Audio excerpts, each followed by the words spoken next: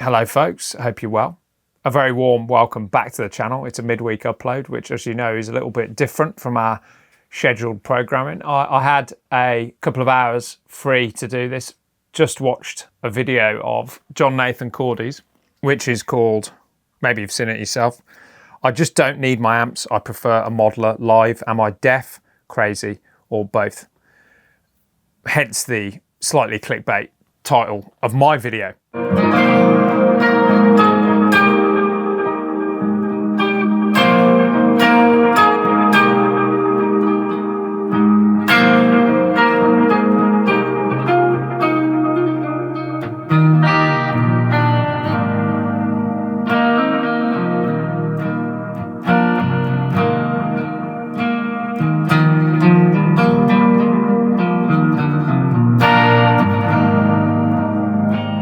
If you're new to the channel, you probably won't have seen that this year I have been moving away from my traditional pedal board, the monstrosity that is my traditional pedal board, and integrating for the first time a modeler, the Boss GX10.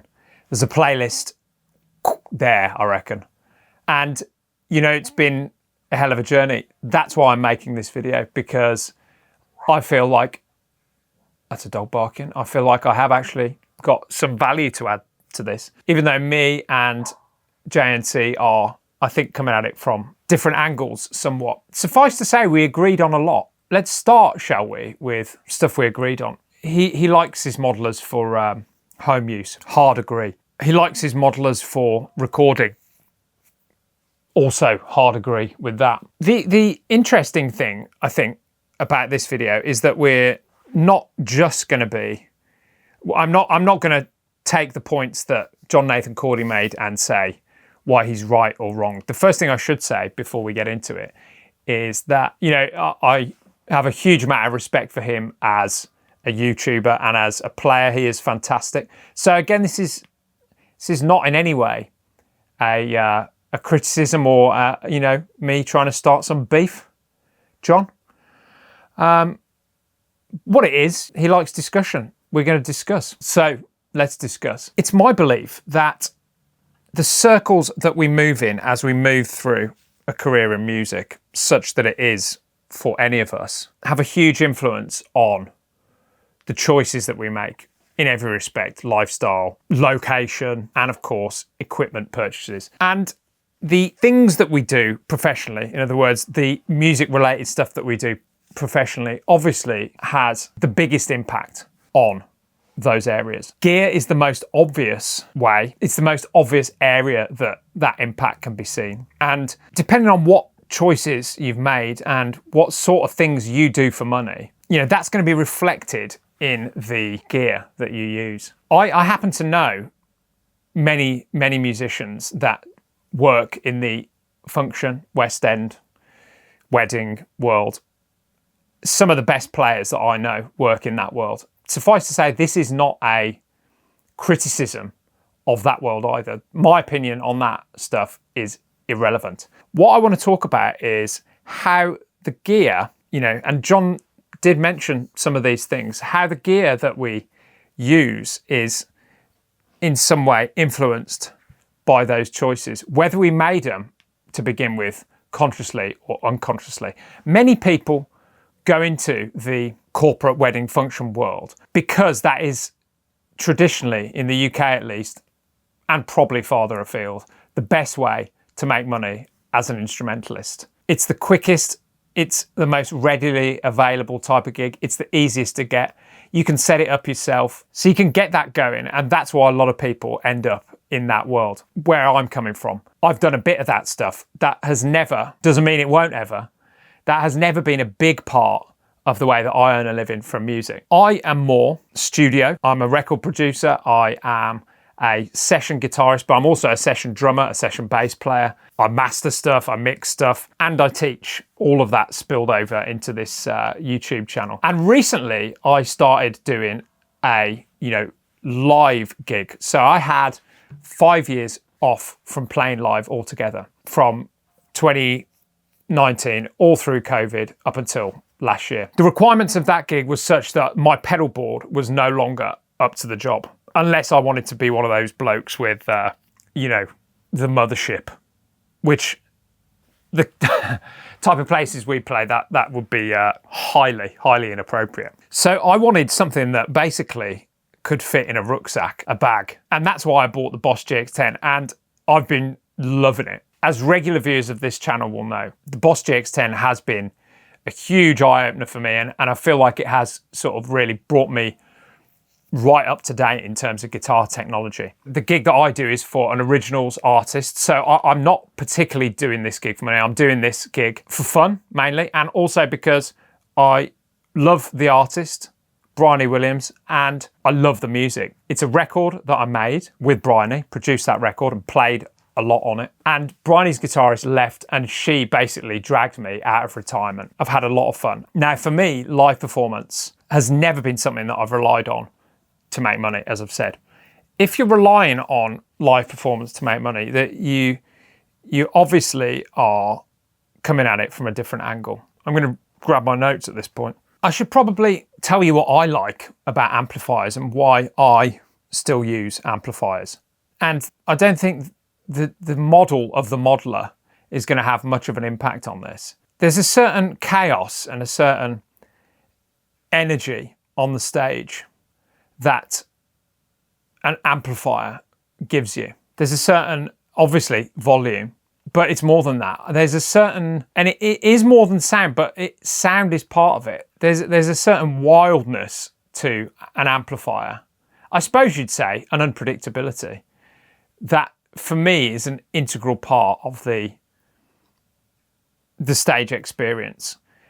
If you're going for predictability, if you're going for clinical, then I could see why you would move away from that. So let's talk about how the two different worlds that me and John Nathan Cordy inhabit and how they would influence our gear choices. If you're playing function, corporate, wedding stuff, you've got to keep the noise down. That's the first thing.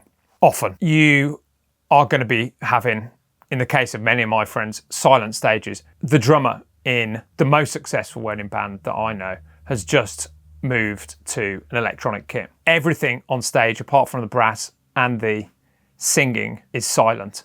I've never been in that situation, but that experience doesn't appeal to me at all. And JNC, also said that didn't appeal to him. The rock and roll world, on the other hand, the noise is essential, and for not just the vanity reasons, standing in front of the amplifier. There's many gigs that I've played this year that if we didn't have any amplifiers on stage, the people leaning on the front of the stage, hopefully with earplugs in, wouldn't hear any guitar. Imagine the PA is here and their head is like there. If I'm on a modeler, and let's go one step further, if I'm on a modeler and in-ears, they're not going to hear any guitar. If it's a silent stage, unless there's some sort of stage fill, which again, that's not a thing in places that I play, they're not going to hear anything. I have to take an amp in that situation. That's important, and I always try and consider that. And importantly, I try and consider the size of the amp, and that's why I use small amps. That's why I use the Blues Junior and I use the 110 Champion. So that's the first thing. The other thing is that in the wedding world, the material, certainly in the one band that I know, is prepared to the point of, bar by bar, beat by beat. It's actually clicked the whole show to the point that this band actually doesn't play songs, the one that I'm talking about here. They do medleys, and I know many bands do this. So the idea that if you've got a tube amp and you want to you hit it and some feedback wails, or you just don't quite get the patch changed and you've gone from, I don't know, what would be a Mr. Brightside to let's think of something else. Wedding songs. Wedding songs, Lou? What songs do people play at weddings? We got Mr. Brightside. Tell me something funky. Oh, like Superstition. Oh, yeah. That's a classic. Let's say in the context of that medley, it'd be a pretty crazy medley. You go from Mr. Brightside to Superstition, Peanuts Just Arrived, and you don't let's say you don't hit the right pedals or, something, then, it's just going to be ridiculous, isn't it? It's not going to work. In other words, it has to be much slicker in the wedding situation. All the people that I know, much slicker. In the rock and roll world, unpredictability and chaos and spontaneity in literally most of the bands I've ever played in and the artists that I've worked with is highly prized. Audiences enjoy that spontaneity. They like it when, the guitar is making some weird noise. They like it when the guitarist falls over. They like it when strings get broken. There's a great bit of footage from one of the shows we did earlier where I broke a string literally on the last note of a chorus and then had to do a quick change in the second verse. And I looked at and I could see these kids in the audience and they were watching me change the guitar. And I've done that. I've been at shows and I have enjoyed certain elements of the spontaneity and the chaos of the rock and roll show. The unplanned stuff, that is enjoyable.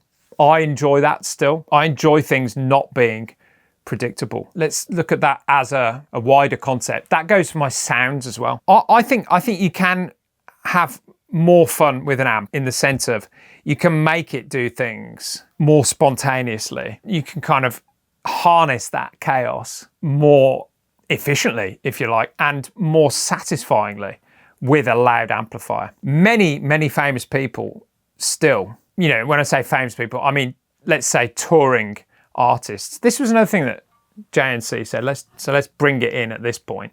He said, we're told not to bring amps. That's fine, like, again, if it's your living, if somebody goes, put that cheese sandwich over there or otherwise you're fired, you put the cheese sandwich where they tell you to if you want to keep the job. It's the same as that, isn't it?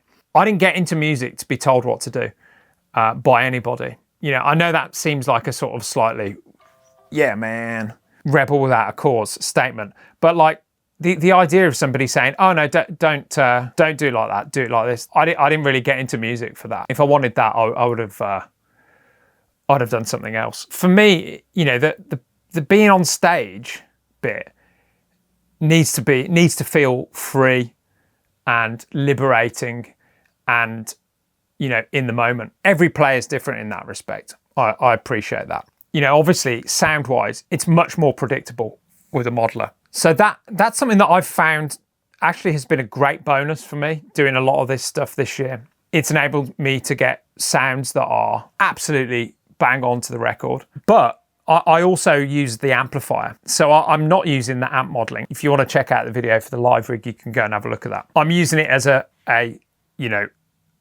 programming a mega pedal board in there, and then I can switch verse to chorus, much as a wedding player might switch from Superstition to I Believe in a Thing Called Love. The way I use the modeler, I'm using it to really push what I can do sonically, in the sense I wouldn't be able to do it with my feet on a pedal board. If I was just sticking to a clean sound, my heavy rhythm tone and my lead tone, if I was playing that sort of gig, I'd see less of a need for one. Or I'd probably concede that the amp would do it better, just on a pure sound point of view. I imagine probably a few of you, if you've come over here from the JNC channel, are going to be going, well, you own the Boss GX10, that's a toy. And maybe you're right. If you want to send me any of your spares, John, hit me up on the Gmail. Happy to try it. Going back to the point that I just made, the idea that all of a sudden there's a big shift in the industry and everyone is suddenly using modelers. More people are using modelers for sure, and you see them a lot more than you did, let's say, when I started out in the late 90s, which obviously is going to be the case.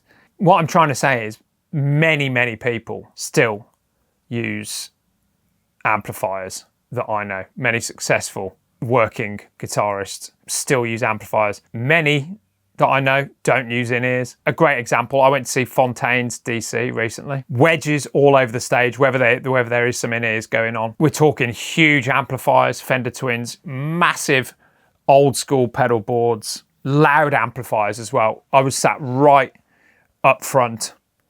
I I was actually behind the curtain. My friend got me a ticket to it, and I was behind the curtain that dropped, literally overlooking the stage. Great view, I could see everything. That was not the setup that you hear people talking about. You know, obviously there's rig rundowns, you can find out exactly what they use. Again, I can appreciate there is a move in that direction, but I don't think it's, I think if you just watch YouTube, you'd think nobody uses amps anymore, but that's just not the case. Maybe that's not news to anyone, but I think it's worth repeating that because, you know, part of this is like marketing for modelers, isn't it? You're not some unicorn if you're still using an amp, let's put it that way. The amp tech point that John made, I thought was fantastic. I've always struggled in the Midlands here to get my amplifiers repaired. It's a nightmare. You know, there's a Fender Twin downstairs that has been broken for over 10 years. I took it in to be repaired, paid for the repair, still broken. So that's true. That is true. But hasn't that always been the case? Music gear breaks. I'm sure modelers break too. In fact, I had one particularly angry, I take that back. One particularly disgruntled Boss GX10 customer in my comments, you know, saying this thing had, you know, basically he'd updated it and it had stopped working. And of course that can happen on a gig. What do you do then? I guess you have to have you have to have an amp maybe. One thing that definitely is true is that the average person in the audience does not care what you're using. And the recent gigs that I've done have absolutely shown that to me. I've had some great comments about the sounds.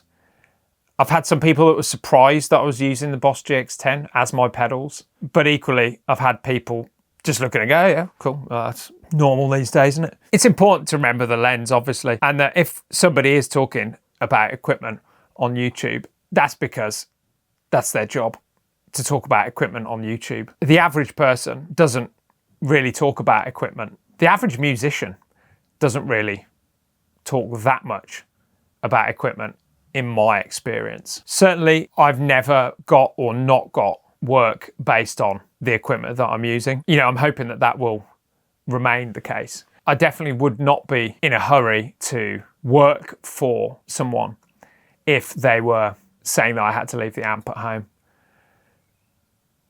Depends on what the gig was paying, I suppose, cynically. John, if you're watching, big shout out to you, massive respect. You're definitely not, but if you are, I'll take the Royer and the Fender Deluxe Reverb that you're no longer using. Give me a shout, hit me up. Gmail is in the description. Thank you very much for watching, folks. We'll see you next time.